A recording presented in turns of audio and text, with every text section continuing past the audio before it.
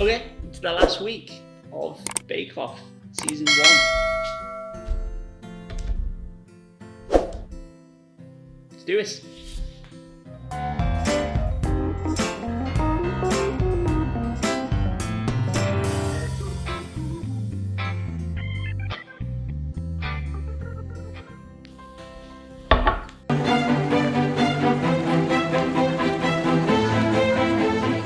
The next challenge is the technical bake.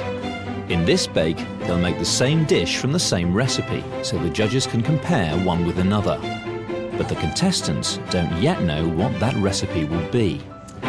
Welcome back, bakers. Time now to put aside your pie-in-the-sky creative work. We're looking now for picture-perfect pastry precision. It's time for the technical challenge, oh yes. We're asking you today to make 4 Cornish pasties. And of course, we're in Cornwall, so no pressure if you mess up their regional dish. So I don't think I can actually call mine Cornish pasties because I'm not in Cornwall. So we're just making pasties. Easy. Okay, again, got Paul Hollywood's recipe in front of me. Got to make the pastry, get that into chill. That's something I've got to do. Slight disclaimer. Can't get a Swede in... Well, I'm sure you can. Couldn't find one. Now I have to order all my shopping online at the moment. Put one on, didn't turn up. It's got a weird name. They call it a rutabaga, a Swedish turnip. Anyway, I put a rutabaga into my shop and it didn't arrive. And unfortunately, I'm not really in a position to just pop to the shops. So, it's just gonna be a meat and potato pasty.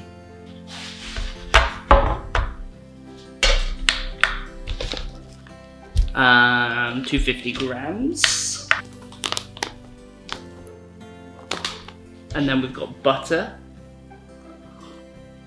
The reason I cut off into little bits was because I know I have to rub it together with my hands, so just make it easy for myself. Pinch of salt. Water, cold water, has to be for this, and then I'm just going to add 6 tablespoons. Okay, so I've got to crumble this all together as if I'm making, well, I'm making short crust pastries, so crumble it all up until it's a breadcrumb-like consistency. Okay, that's about done. So it's got like this breadcrumby-like consistency. Fork, I'm going to make a well in the middle, and then I'm going to pop my water. You want quite a dry dough.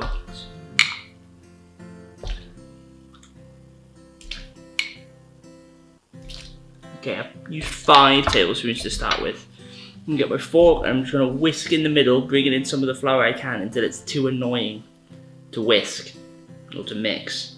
And then I'm gonna use my hands. I should really buy a glass bowl to make this like visible. Okay, so it's kind of becoming unmixable at the moment. It's all stuck here. So I'm going to clean off the fork.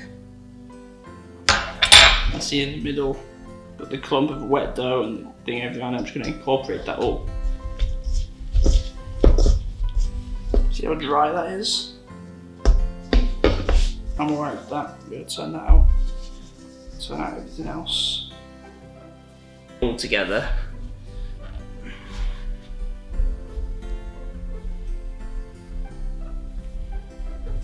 You're basically kneading it, and eventually you'll get to something like this.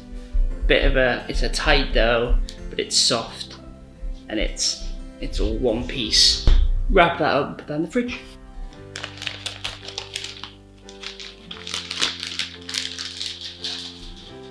Okay, so filling, again, super simple. Written on here, it's cubed potatoes, cubed onions, cubed swede. Don't have swede. It's unfortunate, I'll put an extra potato in. And cubed steak. That's it. Just make sure they're all the same size, so they all cook evenly. That's it. We're going to pepper them and then just leave them.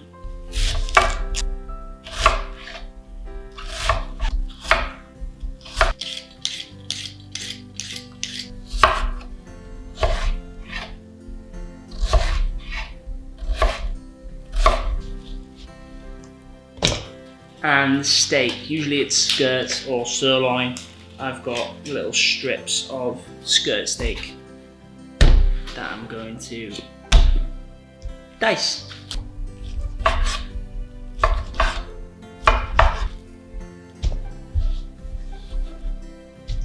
Okay, in that bowl with all the meat, the potatoes and the onions goes quite a lot of black pepper, but no salt.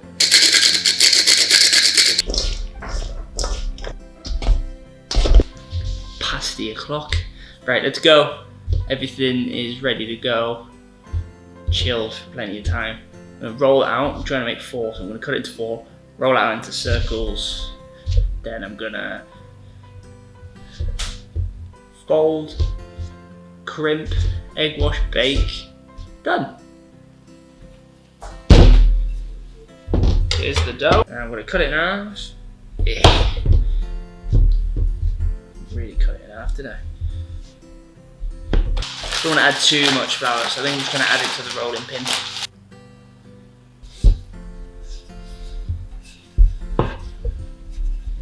Okay, it's alright, it's holding together, it's just a bit small. Like, maybe I will get, I got that. My tray. Actually, I have parchment paper now. Courtesy of Papa G. Yeah, birthday present. This was.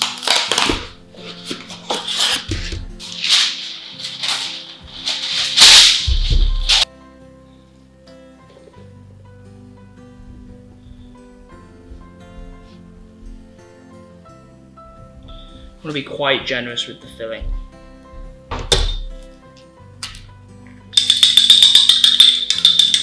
Yeah, egg wash the edges. A few cubes of cold butter. Just going to be put on top of that mixture. Okay. Fold over that pastry. Stretching where's needed, I'll patch that up.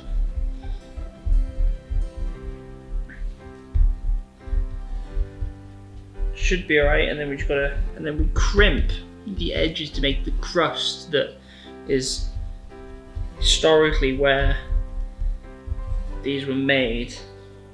The miners would take them down, and the crust is what their dirty hands would hold, so they'd eat all this bit here and then throw the crust away.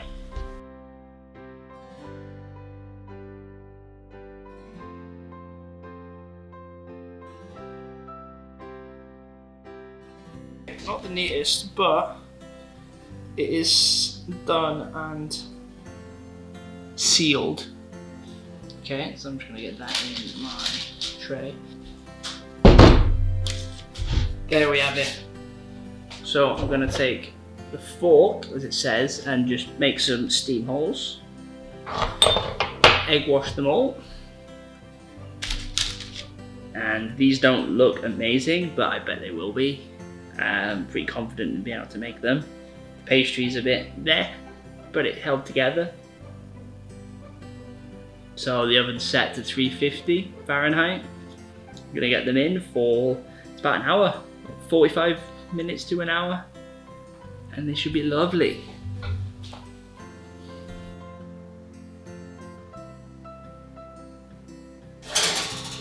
Ooh, there they are. There they are.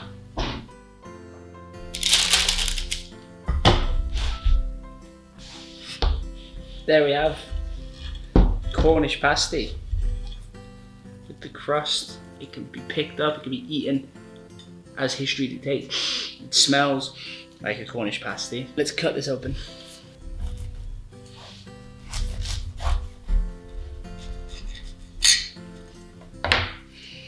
Oh yes, there it is. Pastry's holding together. Crumbling on the outside, it's kind of moist on the inside where it's steamed from the meat. That is going to be molten. So I'm going to let that cool down before I eat it.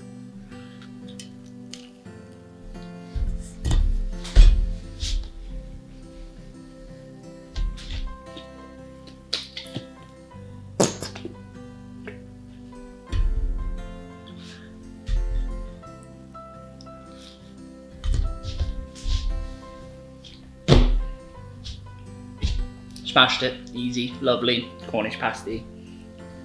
Impeccable. Reminds me of going to the football.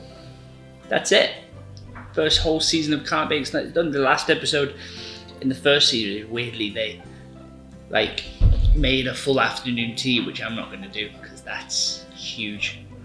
I'm going to break up the series of the bake-offs. I think I've got a couple of other little ideas of little series to do, but we'll be back because I've really enjoyed it, and then it's just going to get really hard from here onwards. Season 1 was an absolute wash. The souffle is the only thing I was worried about, but that was easy in the end. Some of the other stuff with the piping and the techniques is going to be a nightmare, but we'll see. Thank you for watching. If you liked it, subscribe, watch the other bake-offs. There'll be more to come, so that's why you should subscribe. But yeah, thanks.